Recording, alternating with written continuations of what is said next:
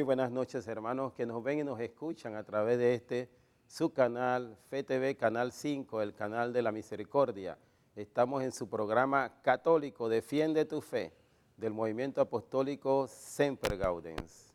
Esta noche, hermanos, les recomendamos que vayan buscando pluma o lápiz, su libreta, para que tomen nota del tema que vamos a tratar nosotros, porque es un tema que los cristianos católicos parece que tenemos muy claro, pero resulta que cuando nos van a conversar los hermanos separados y nos interpelan sobre este tema, pues nosotros nos quedamos sin argumentos para ello. Y aquí vamos a demostrarle bíblicamente el dogma de la Asunción de María. O sea, nosotros los cristianos católicos sabemos que María está en el cielo, pero cuando un hermano esperado se acerca a ustedes y le dice, pruébame que María está en el cielo, pues entonces nos quedamos que ¿qué hacemos? ¿Qué decimos? Pues bien, por eso que le hemos solicitado que busquen pluma, lápiz y papel, porque le vamos a dar las bases bíblicas que fundamentan el por qué la Iglesia Cristiana Católica desde el primer momento ha tenido claro el concepto de que María fue asunta al cielo.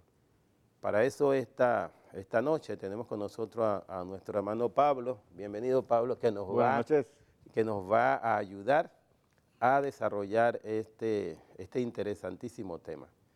Entonces, en primera instancia, vamos, Pablo, a ponernos en la presencia del Señor. En nombre del Padre, del Hijo y del Espíritu Santo. Amén.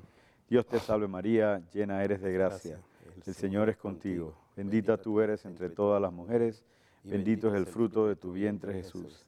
Santa María, Madre de Dios, ruega por nosotros pecadores, ahora y en la hora de nuestra muerte. Amén. Gloria al Padre, al Hijo y al Espíritu Santo, como era en el principio, ahora y siempre, por los siglos de los siglos. Amén. En nombre del Padre, del Hijo y del Espíritu Santo. Amén.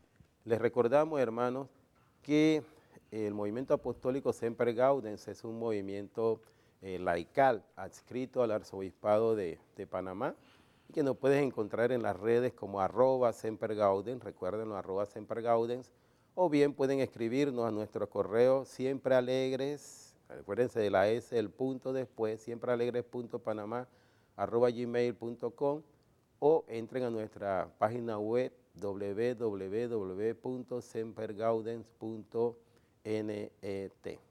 Igualmente les recordamos nuestros libros que pueden ustedes adquirir en las librerías católicas y en los cuales están mucho más explicados, con más detenimiento, los temas que usualmente tratamos aquí en este su programa.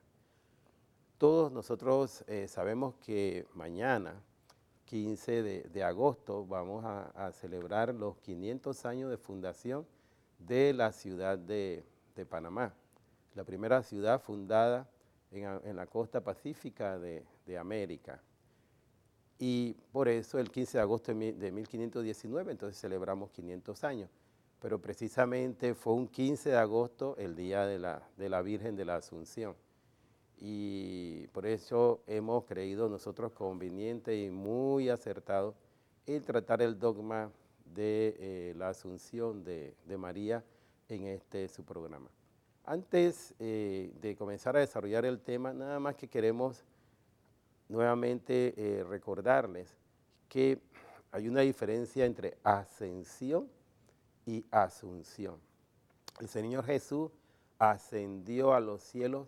¿Por qué? Porque Él es Dios y por su propia voluntad Él lo hizo.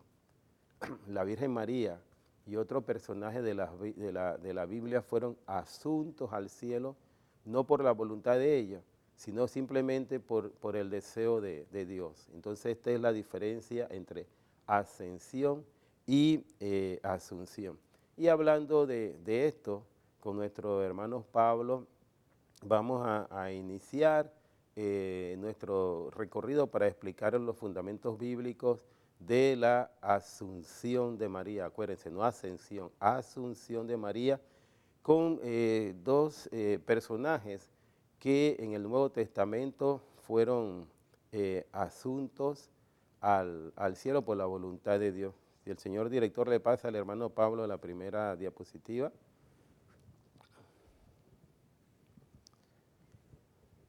Sí, podemos ver que en Génesis, en el capítulo 5, versículo 24, leemos, Enoc anduvo con Dios y desapareció porque Dios se lo llevó. Así que aquí vemos en Génesis claramente cómo un personaje, una criatura, un hombre, Enoc, que anduvo con Dios, el Señor se lo llevó. O sea, que fue asunto en cuerpo y alma, su ser completo. Claro. Porque entonces en lo que estamos viendo aquí, estamos tratando de demostrar con la Biblia, en el Antiguo Testamento, son prefiguras de ascensión de ciertos personajes al cielo. O sea, que yendo al Nuevo Testamento, a la revelación de las consecuencias de la encarnación de Dios, del Señor Jesús en la Virgen María, que viene la asunción de la Virgen María, y es la palabra importante, asunción de la Virgen, fue asunta. Aquí vemos cómo en el Antiguo Testamento han habido otros personajes, como Enoc, en este caso, que también fue asunto. O sea, Dios se lo llevó en cuerpo y alma, en su ser. En la segunda lámina, señor director, pues hablaremos de otro personaje del Viejo Testamento. Sí, aquí vemos en la Segunda de Reyes, capítulo 2, versículos del 11 al 12, iban caminando, hablando, y de pronto un carro de fuego con caballos de fuego los separó a uno del otro. Elías subió al cielo en la tempestad. Eliseo lo veía y clamaba, Padre mío, carros y caballería de Israel. Entonces aquí vemos a Elías también que subió al cielo y se fue hasta en un carruaje. O sea que no fue de fuego, ¿no? Si Dios se lo quiere llevar con el carro, se lo lleva también, ¿no? Sí. O sea que este otro ejemplo que vemos aquí, que Elías es asunto al cielo. Aquí sí lo dice más claramente que fue asunto al cielo por la voluntad del Señor, por la fuerza del Señor, a diferencia de nuestro Señor Jesús, que ascendió al cielo por su propia voluntad, por su propia fuerza, porque Él era como parte de la Santísima Trinidad. Reconocemos que el Padre, en este caso muchas veces también se dice, ¿no? Pero al final es la Trinidad de Dios, puede hacerlo por su propia fuerza. Claro. Gran diferencia. Sí, de este pasaje me impacta desde hace muchos años, cuando lo leí por primera vez, esto de que Elías sube y Eliseo lo llama carros y caballería de Israel. O sea que él era en ese momento la fuerza de Israel. ¿Por qué? Porque era el mensajero de Dios. No, y uno de los más poderosos mensajeros de Dios fue Elías, tanto Claro. que se cita a lo largo del Nuevo Testamento en varias ocasiones. ¿No? Por eso la expresión de carros y caballería, o sea, la fortaleza de un ejército está en sus carros y su caballería. Y eso precisamente es lo que Eliseo exclama, porque él dice, bueno, ya se llevaron la fuerza de Dios, y él sentía temor, porque él sabía que, como le había dicho Elías, ¿no? Él era el que continuaba, ¿no? Y después No le gustaba mucho la cosa. el trabajo nuevo que le quedaba a Eliseo. Exactamente. No le gustaba mucho lo de Eliseo, ¿verdad? Exactamente. Bien. Otro punto importante, hermanos, es el hecho de que cuando nosotros revisamos estos temas, y tenemos también el concepto de que la opción de salvación viene con el Señor Jesús, de eso no hay ninguna duda, pero uno se pregunta, bueno, ¿y por qué ellos fueron asuntos al cielo? Si nos da el señor director la siguiente lámina, en Romanos 11:33, pues podemos encontrar de la pluma de Pablo una explicación a esto. Dice, oh abismo de riqueza, de sabiduría y de ciencia el de Dios. Cuán insondables son sus designios e inescrutables sus caminos. Subrayamos cuán insondables son sus designios, es decir, nosotros no sabemos definitivamente qué es lo que Dios va a hacer ahora, en el futuro o en el momento que Él lo decide. Nosotros no podemos evaluar, ni siquiera medir los designios de Dios. Por eso es que Pablo dice que son insondables, ¿no? Y que son inescrutables. O sea, el hombre no tiene esa capacidad. Entonces es muy bueno tener este concepto que se aplica a muchas situaciones, pero en este caso específico, si nosotros nos ponemos a revisar, la salvación viene con el Señor Jesús se abren las puertas del cielo, pero ¿por qué estos personajes fueron al cielo? Porque así Dios lo decidió. Y también ¿no? vale la pena que San Pablo habla de que el Antiguo Testamento era como una pedagogía para el pueblo, para su pueblo. O sea, que le estaba como enseñando en el Antiguo Testamento, y también lo dice San Pablo en la carta a los Hebreos, cosas mejores que iban a pasar en el Nuevo Testamento. Claro. Entonces quizás ya el Señor estaba como preparando la mentalidad de su pueblo para que viera más o menos que el destino del hombre al final es en el cielo con Dios. Y en cuerpo y alma, como vamos a ver, y vamos a hablar acerca de la resurrección final, ¿no? Claro. Y cómo el Señor Jesús es la primicia y la Virgen María es como la segunda persona, ¿no? que lo sigue y es la esperanza cristiana. Claro, de todos nosotros. Entonces nos preguntamos, ¿por qué fueron llevadas estas personas al cielo, hermano Pablo? Para eso entonces el señor director nos da la siguiente lámina, por favor. Sí, aquí vemos también cómo San Pablo nos explica en la carta a los Hebreos capítulo 11, versículos del 5 al 6, por su fe también Enoc fue trasladado al cielo en vez de morir, y los hombres no volvieron a verlo, porque Dios se lo habría llevado. Antes de que fuera arrebatado al cielo, se nos dice que había agradado a Dios, pero sin la fe es imposible agradarle, pues nadie se acerca a Dios si antes no cree que existe y que recompensa a los que lo buscan.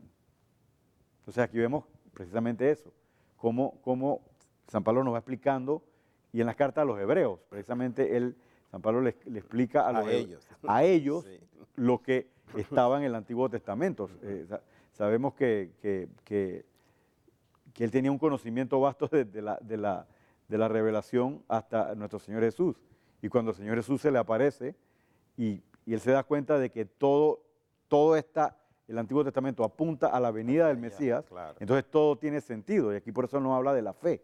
Cómo esta fe hace que estos personajes, en este caso Enoc, necesitaba esta fe para poder lograr ir al cielo.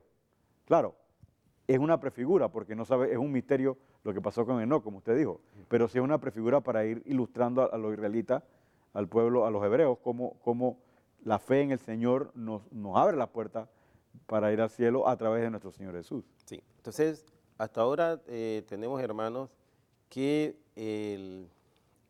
dos ejemplos de asunción en cuerpo y alma al cielo, y el eje central o la razón central de esto, como bien lo acaba de leer el hermano Pablo en la cita a los Hebreos, es el hecho de la fe. Entonces vamos ahora a trasladarnos a Lucas 1:28. ¿Quién es la campeona de la fe? Cuando de fe hablamos, pues precisamente la Virgen María, ¿no? Y es allí donde está el puente de unión, de la asunción de estos personajes con la Virgen María. O sea, la campeona de la fe, la primera seguidora, la primera discípula del Señor Jesús es precisamente la Virgen María. Y en el momento en que el arcángel Gabriel se le aparece, ¿no? Y le plantea lo de qué podría suceder a partir de este momento, ¿no? Ella simplemente dijo, sí, hágase en mí según tu palabra. Pero queremos destacar, si nos pone el señor director la cita bíblica de Lucas 1:28 nuevamente, queremos destacar el hecho del saludo que le da el arcángel Gabriel a la Virgen María. Y es que está contenido en Lucas 1:28. Y entrando le dijo, alégrate, llena de gracia, el Señor está contigo. O sea, dos cosas a destacar aquí, hermanos. Llena de gracia. Es decir, que ella desde su nacimiento, ¿no? Desde su concepción, estuvo en la gracia del Señor durante su vida previo a la concepción del Señor Jesús en su seno virginal y posterior a eso a lo largo de toda su vida. Por eso el término griego que se utiliza en este pasaje es que charitomene, que quiere decir que ella es la que era, la que es y la que será, siempre llena de gracia. Primer comentario del saludo. Y el segundo comentario, señor director, si nos pone la lámina nuevamente, ¿sí? El segundo comentario, no, la 1.28, señor director, la anterior, esa misma. El Señor está contigo. O sea, recuerden que el que le está hablando a la Virgen es un mensajero de Dios. O sea, él no transmite las cosas porque él quiere, él transmite los mensajes que Dios le da para que sea del conocimiento de la persona a la que el Señor le quiere hablar. Por consiguiente, ella no solamente está llena de gracia, sino que en consecuencia también el Señor está con ella. Por eso es que es la campeona de la fe. Y adicional a eso tenemos en Lucas 1:30. Y el ángel le dijo, no temas María, porque has hallado gracia delante de Dios.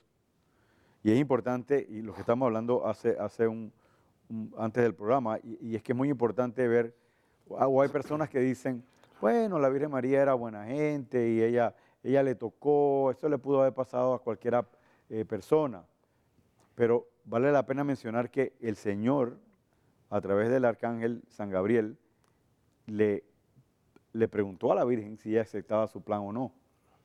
Y ese plan, cuando lo vemos desde el punto de vista humano y de las reglas, una persona que iba a tener una doncella que iba a tener un papá y no se iba a saber un hijo y no se iba a saber quién era el papá, iba a tener problemas en la sociedad. Claro. ¿Qué historia esa de que el Espíritu Santo? Sí, el Espíritu Santo se me apareció, ajá. ¿Qué es eso? ¿Quién le iba a creer eso? Sí, claro. Y ahí vemos la historia comprometida con San José como en efecto se vio y como en efecto se vio exactamente. Claro, o sea que la Virgen María tuvo la oportunidad de decir que no, porque el Señor nos da libre albedrío. Como ella era una criatura, ella era un ser humano, ella podía decir que no, pero ella dijo que sí, por precisamente esa fe que tenía en Dios. Y por eso dijo, yo soy, bueno, en la JMJ decía, yo soy la sierva del Señor, pero la traducción original o real es esclava. Esclava, claro. Ella era la esclava del Señor, hágase en mí. Y eso es lo que tenemos que hacer nosotros como seguidores de Dios, seguidores de nuestro Señor Jesús. Tenemos que ser esclavos. A eso nos lleva la fe, a hacer todo lo que dice el Señor, a hacer su voluntad todo el tiempo. O sea, por eso es que esa lo pasamos desapercibido, pero número uno, ella tuvo la oportunidad de rechazar la misión de Dios. Claro. Ella pudo haber dicho, no, yo tengo muchos problemas para meterme en este lío, así que mejor vaya y búsquese a otra señora. Y con San José, ¿qué le voy a decir? ¿Qué le voy a decir? O sea, pero ella lo dijo y fue sorpresa, pues ella no sabía que se le iba a aparecer el ángel. Entonces aquí vemos que es un misterio, pero aquí vemos que la Virgen tuvo esta fe extraordinaria. Y por eso es que el Señor la puso en un lugar tan grande, porque ella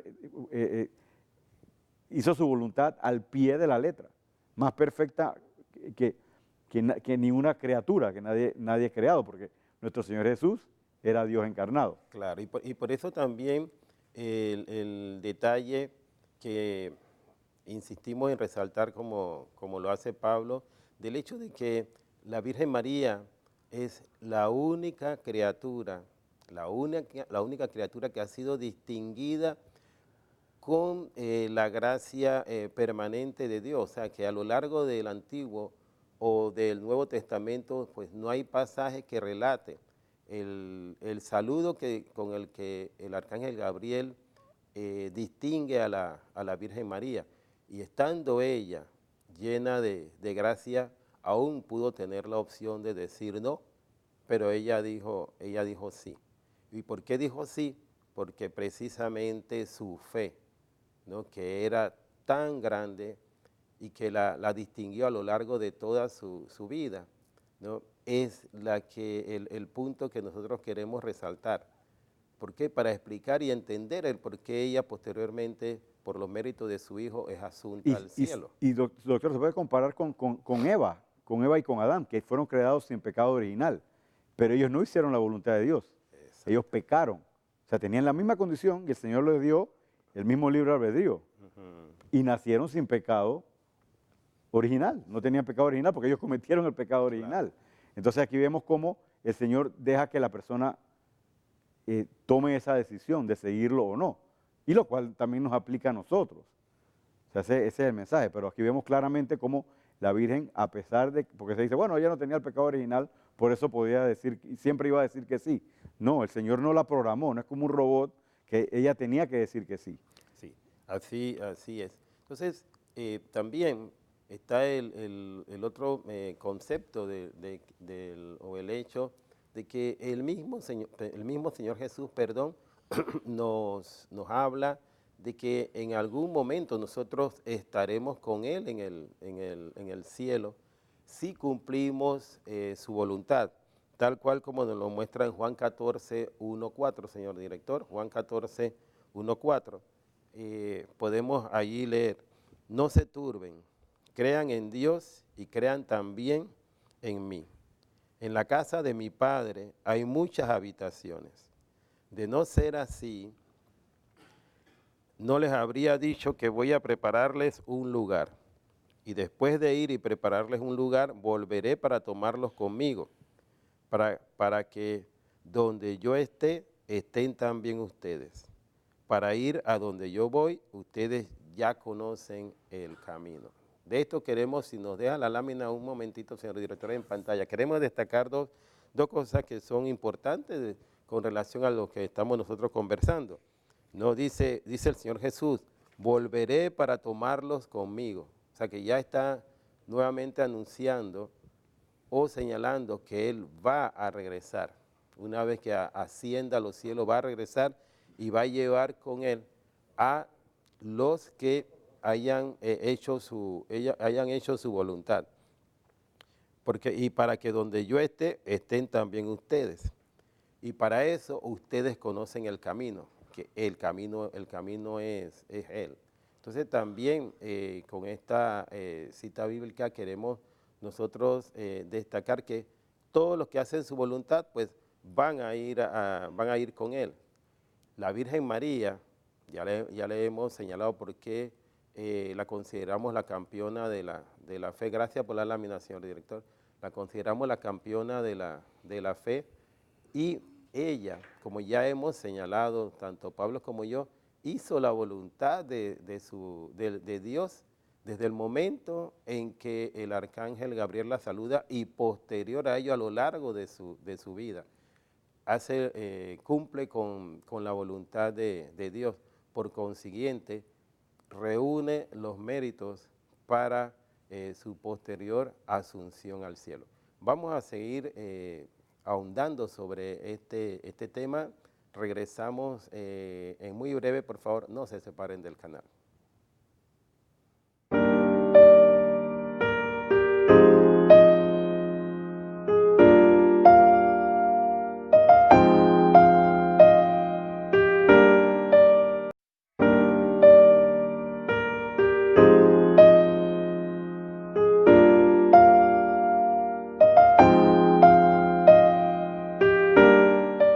Estamos de vuelta, hermanos, con su programa católico Defiende tu Fe, del Movimiento Apostólico Semper Gaudens, y estamos hablando sobre el dogma de la Asunción de María. Ya hemos recabado o pasado el Antiguo Testamento, los dos ejemplos de asunción que existieron. Hemos hablado de la importancia de la Virgen María, de su sí, del reconocimiento por parte de Dios como la llena de gracia, ¿no? Y no la muy favorecida, como dicen algunas traducciones equivocadas pues, y mal intencionadas. Entonces, ahora vamos a profundizar un poco más en el concepto de cómo nosotros sabemos que efectivamente María fue asunta a los cielos, Pablo. Sí, esto lo sabemos por la tradición de la Iglesia, que de los principios del cristianismo. nos ha enseñado esto. Las tradiciones de la iglesia se verifican contra la Sagrada Escritura y en este caso de la Asunción ya sabemos que es consecuencia necesaria de la Biblia. En otras palabras, el hecho en sí lo sabemos por la Sagrada Tradición, lo que llamamos los católicos la Sagrada Tradición, que es lo que en realidad, y a mí me gusta resumirlo, que en realidad la iglesia lo enseña porque así fue. La iglesia enseña la verdad, ese es el depósito de la fe, o quedó el depósito de la fe en la iglesia. Por eso es que la iglesia enseña la verdad y en la asunción de la Virgen fue verdad. Eso nos lo cuenta, los detalles nos los cuenta la tradición. Pero en la Biblia vemos, y por eso es que decimos que la tradición de la iglesia no puede contradecir las Sagradas Escrituras, porque vemos en las Sagradas Escrituras, como vamos a ver, y es fascinante todo esto escrito, cómo la tradición, perdón, cómo la Sagrada Escritura apoya la tradición de la iglesia y ve la asunción de la Virgen como una consecuencia precisamente de la encarnación del Verbo de Dios en la Virgen María. ¿Cómo podemos entonces contestarle, Pablo, a estos hermanos esperados que dicen que ellos no creen en la asunción porque de la Virgen María al cielo, porque eso no aparece en la Biblia? Claro, primero que tenemos, ya hemos dado programas acerca de la sola escritura, que muchos hermanos cristianos no católicos creen en el dogma de solo la escritura, ya lo hemos hablado muchas veces, ¿no?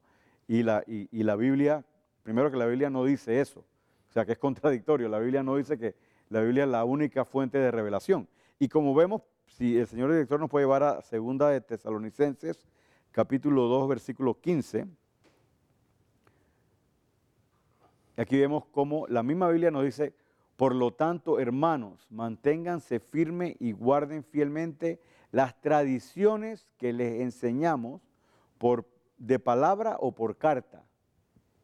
De palabra o por carta. Las tradiciones que San Pablo le enseñó a los tesalonicenses y a las otras comunidades, las primeras comunidades cristianas, de palabra, es lo que llamamos los católicos la Sagrada Tradición.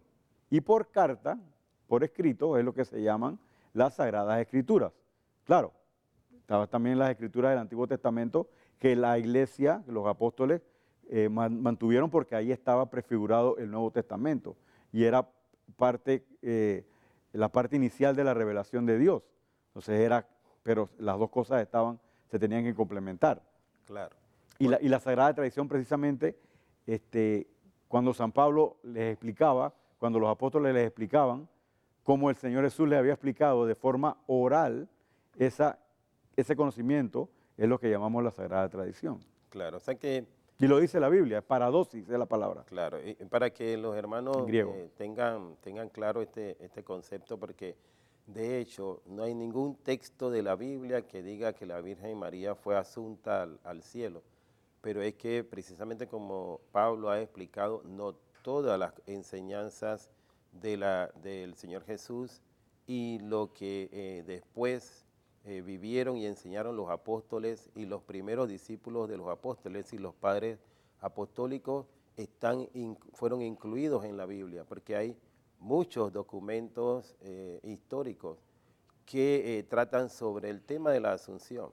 Y el más viejo conocido actualmente viene apenas de finales del siglo I y comienzo del siglo II, lo cual nos dice a nosotros, contrario a lo que los hermanos esperados señalan, que el concepto de la asunción de la Virgen María al cielo era una cosa muy clara, ¿sí? desde los apóstoles, ¿verdad? Y sucesivamente a través de sus discípulos.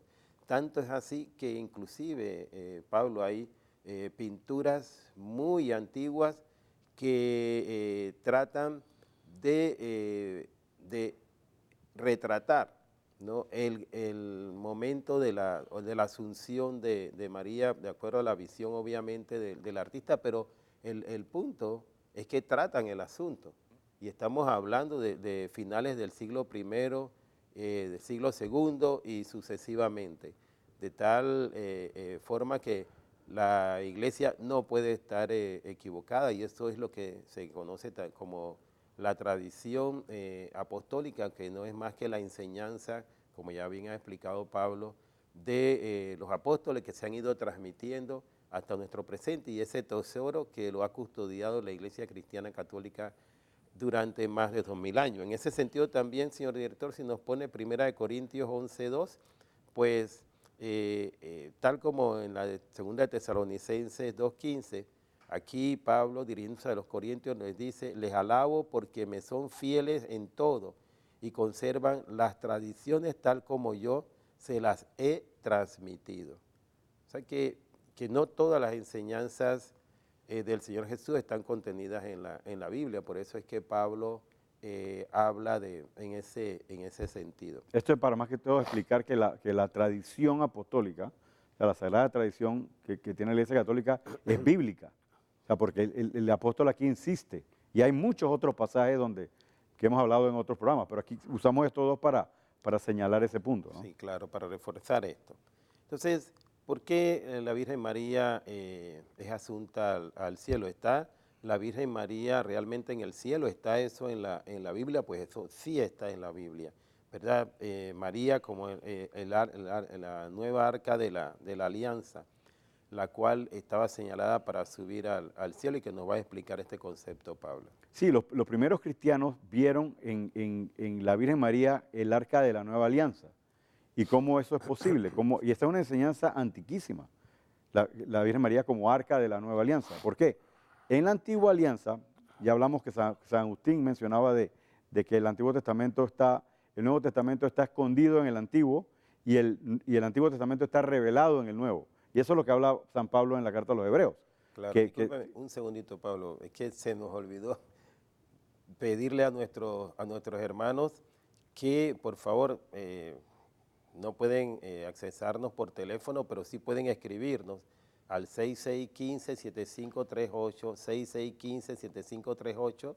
Nos escriben sus mensajes de WhatsApp, que lo leeremos al final del programa. Y discúlpenos porque con la emoción de este tema tan bonito se nos pasó. Exacto. Entonces vemos como en el arca de la nueva alianza, que fue la alianza central del pueblo de Israel en el Antiguo Testamento con Dios, que fueron las tablas de la ley que el Señor le dio a Moisés en el monte Sinaí. Entonces el Señor le dice que haga esta arca de oro puro, de oro macizo, o cubierta de oro macizo y de acacia, que era una madera muy fuerte, y dentro del arca de la alianza estaban las tablas de la ley, escritas por el dedo de Dios, la vara de Aarón, que era símbolo del sacerdocio de Israel, y ellos pusieron en un tarrito un poco de maná, que era el pan que bajaba del cielo. Entonces aquí vemos que en el arca de la alianza de la antigua alianza estaban estos elementos. Los primeros cristianos ven que en la Virgen María, como el Señor Jesús se encarna en ella, o sea, entra a la creación a través de la Virgen María.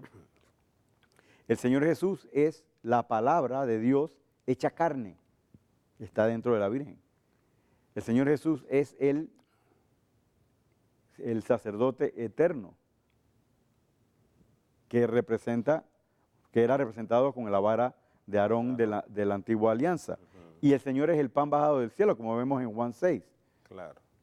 Acá vemos el pan que caía del cielo, pero en Juan 6 el Señor dice, ese pan se lo comían y se morían, pero el que come de este pan que soy yo, que es mi carne, no va a morir. Claro, va a vivir eternamente. Va a vivir eternamente. Entonces estamos hablando de ya la nueva alianza es una alianza mucho mejor, como dice San Pablo en los Hebreos.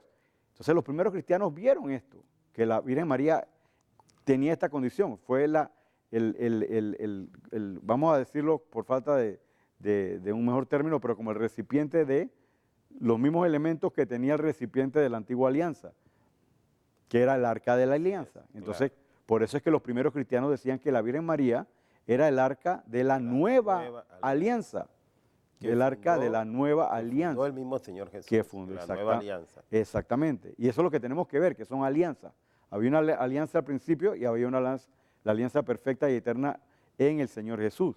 Entonces, cuando vemos a la Virgen María y hay tantos pasajes en el libro que escribimos, que se anunció hace poco en el canal, en el intermedio, el libro que escribimos para la JMJ, hay un capítulo que habla acerca de la Virgen María como el arca de la nueva alianza. Y hay decenas de pasajes en la Biblia acerca de, o sea, cómo San Lucas agarró Segunda de Samuel y todos estos pasajes donde el rey David bailó, San Juan Bautista danzó, saltó del gozo en la misma área de las montañas de Jerusalén, de Judea, estaba en el mismo lugar los 3 meses que se quedó la Virgen. O sea, hay tantas similitudes del arca de la antigua alianza con la Virgen María en la nueva alianza, precisamente en el Evangelio de San Lucas, capítulo 1. Sí, y en Apocalipsis 12:1, que es la lámina que exacto, pero esa es ya la que como que cierra el concepto, ¿no?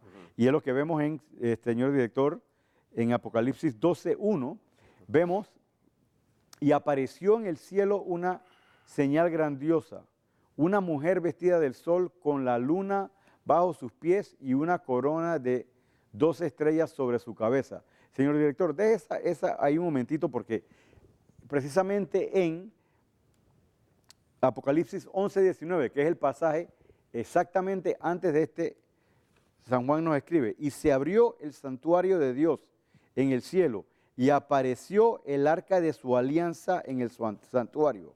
O sea que eso es lo que dice San Juan en el versículo exactamente anterior a este. O sea que San Juan ve por primera vez, ¿en qué? En 600 años, porque el arca de la alianza se había desaparecido en el año 570 antes de Cristo con la invasión de los babilonios. 600 años. Y Jeremías dice en Jeremías 3, capítulo 3, versículo 16, creo que es 16, 15, 16, que el arca nunca se va a construir jamás. O sea, que el arca desapareció y ya no estaba en el templo. Pero ahora, 600 años después, en el capítulo 11, versículo 19, San Lucas la ve, San Juan la ve en el cielo, y el versículo siguiente es, apareció una señal en el cielo, una señal grandiosa, una mujer vestida del sol con la luna bajo sus pies, miren este detalle, y una corona de 12 estrellas sobre su cabeza. 2 detalles muy importantes.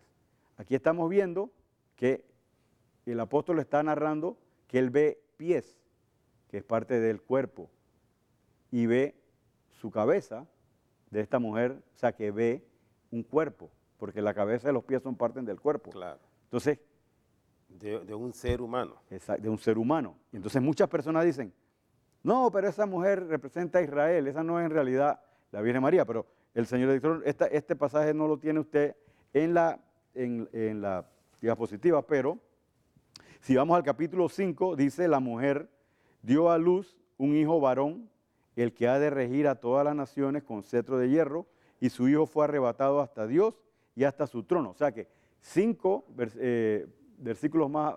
Le repite la cita a los hermanos, por favor, para sí, los que están Apocalipsis anotando. 12, para los que están apuntando, 12 capítulo 5 ahora, en vez del 1, el 5. La mujer dio a luz a un hijo varón, el que ha de regir todas las naciones con cetro de hierro, y su hijo fue arrebatado hasta Dios y hasta su trono. ¿Quién es el hijo varón que ha de regir a todas las naciones y que fue arrebatado hasta Dios y hasta su trono? Sí, es nuestro Jesús. Señor Jesús. ¿Y quién es la mujer que dio a luz a este hijo varón? La Virgen María.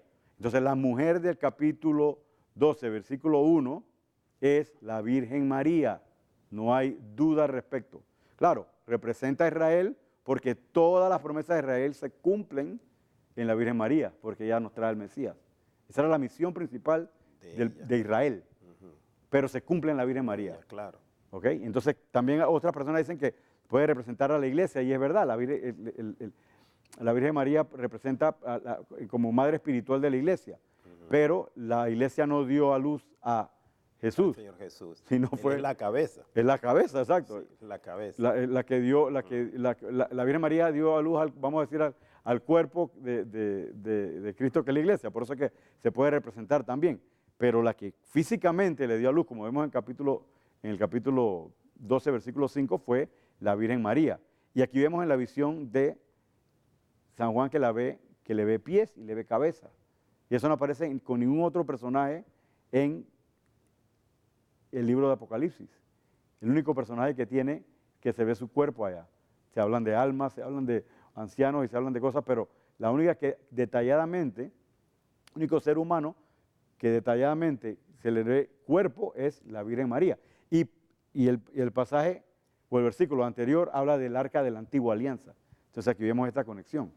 Claro, que queda muy, muy claro. Es que esta cita bíblica es suficiente, ¿no?, para confirmar que la Virgen María está en el cielo. En cuerpo y alma. En cuerpo y alma y en los tiempos de Juan. O sea que todavía estamos hablando del primer siglo, porque recuerden que Juan murió a finales del primer siglo. Entonces tratar de traer todos estos conceptos a la actualidad y querer representar esa imagen de mil formas, pues no es más que no reconocer la realidad de lo que plantea la Biblia. San Juan Damasceno, yo estaba leyendo en estos días, San Juan Damasceno explica, y San Juan Damasceno vivió en el siglo VIII, ¿no? Como en los años 700 por ahí, y él hablaba acerca de la Asunción y daba bastantes detalles.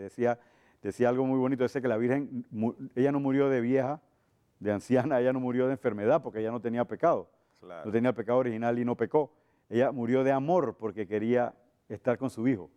Y ella, según la tradición de la iglesia, según esta versión de San Juan Damasceno, ella como que le anunció a los apóstoles que ya su tiempo llegaba. Entonces los apóstoles fueron allá y ella simplemente se quedó como dormidita, sin dolor. Entonces la pusieron en el sepulcro, pero parece que Santo Tomás no estaba con ellos como siempre, ¿no? Tarde. Entonces él quiso ir a darle, los apóstoles la amaban mucho, porque imagínense, se va el Señor Jesús, la Virgen se queda con los apóstoles, con la iglesia, y por eso es que la iglesia de Pentecostés, la primera que mencionan es la Virgen María. O sea que su iglesia, si su iglesia no tiene a la Virgen María de primero, esa no es la iglesia de Pentecostés. Claro. Los católicos la tenemos en el primer lugar porque es la iglesia, la cabeza de la iglesia de nuestro Señor Jesús. Pero en el cuerpo, en la comunión de los santos, claro, está la Virgen María en su primer lugar. Y según San Juan Damasceno esto pasó, bueno, cuando Santo Tomás fue al sepulcro ya no estaba.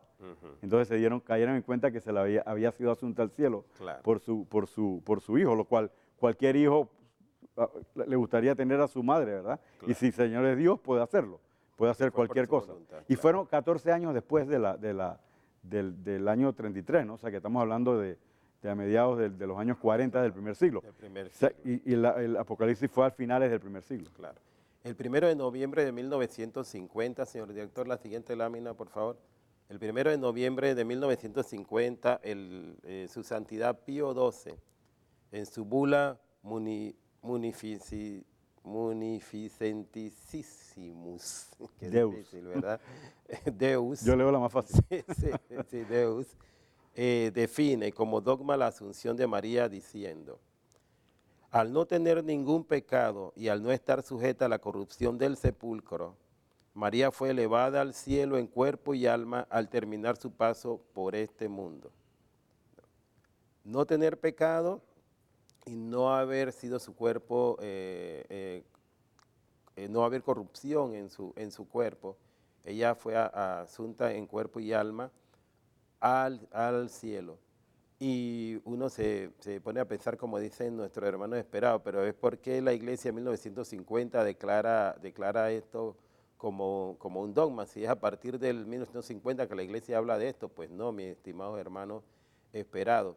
Y ustedes también, hermanos católicos que nos escuchan, ya le hemos señalado que la tradición apostólica nos habla de la asunción de María desde el mismo primer siglo, porque fueron precisamente los apóstoles los testigos directos de este hecho. Pero hermano César, hay un ejemplo, para los panameños hay un ejemplo tan fácil de ver, y es mañana.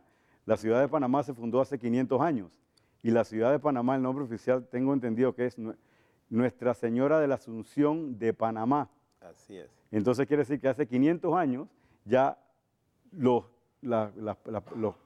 obispos y los sacerdotes que estaban en Panamá, como parte de la Iglesia Católica, ya hablaban de la Asunción de la Virgen. Estamos hablando de hace 500 años. Claro. El Papa lo define en ese momento porque el Papa, los dogmas se pueden, la infalibilidad papal es una definición de la verdad que la iglesia siempre ha predicado. Por eso es que puede pasar en cualquier momento, cuando una verdad de la iglesia, un dogma de la iglesia, se ve atacado o el Papa se siente la necesidad de confirmarlo, Sí, claro, confirmarnos en la fe. pero eso no Pero no es implica, nuevo. sí, no es no nuevo. implica que históricamente se dé el hecho a partir de la promulgación del dogma, que son dos conceptos diferentes y con los cuales también atacan a la iglesia. Cuando ustedes, los hermanos esperados, le señalen este hecho, pues ustedes simplemente remítanlo, si quieren, 500 años antes, como ha hecho el hermano Pablo, o simplemente al primer siglo, cuando ya hay escritos que hablan de la asunción de María, y en los cuales todo esto se recabó hasta 1950, cuando se declaró el dogma de María, el dogma de la asunción de María. Y queremos también, ya para terminar, traer la catequesis, el siguiente lámina, señor director, la catequesis sobre la asunción de María, verdad de fe, de su santidad Juan Pablo II, que de pronto resume todo lo que nosotros hemos planteado. El Nuevo Testamento, aún sin afirmar explícitamente la asunción de María, ofrece su fundamento porque pone muy bien de relieve la unión perfecta de la Santísima Virgen con el destino de Jesús. Todo lo hemos señalado en ese sentido. Esta unión que se manifiesta ya desde la prodigiosa concepción del Salvador, en la participación de la Madre en la misión de su Hijo y sobre todo en su asociación al sacrificio redentor, no puede por menos de exigir una continuación después de la muerte.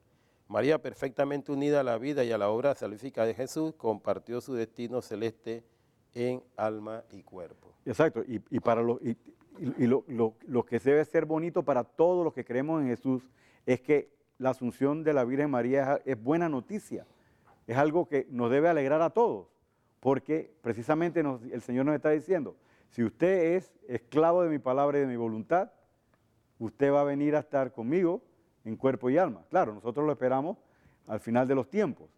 La muerte es la separación del cuerpo y el alma, pero al final la promesa y la esperanza cristiana es que al final de los tiempos el alma y el cuerpo se van a reunir. Claro, nosotros somos pecadores, no tuvimos el papel que tuvo la Virgen María, claro. pero ni somos llenos de gracia. Ni somos llenos de gracia tampoco, y pecamos todo el tiempo, por eso tenemos que confesarnos y comulgar para estar en gracia de Dios.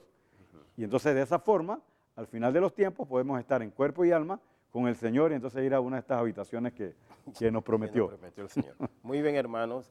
Hemos llegado así al final de este interesante programa. Espero que hayan tomado nota de las citas bíblicas y que ustedes ahora tengan claro que la asunción de María es un dogma que la Iglesia Cristiana Católica ha definido como tal, pero que tiene como todos los dogmas de la Iglesia, tienen su fundamento bíblico. No nos queda más, pues, ya al final del programa, que decirles a ustedes, hermano Pablo, que tengan una semana siempre alegres en el Señor.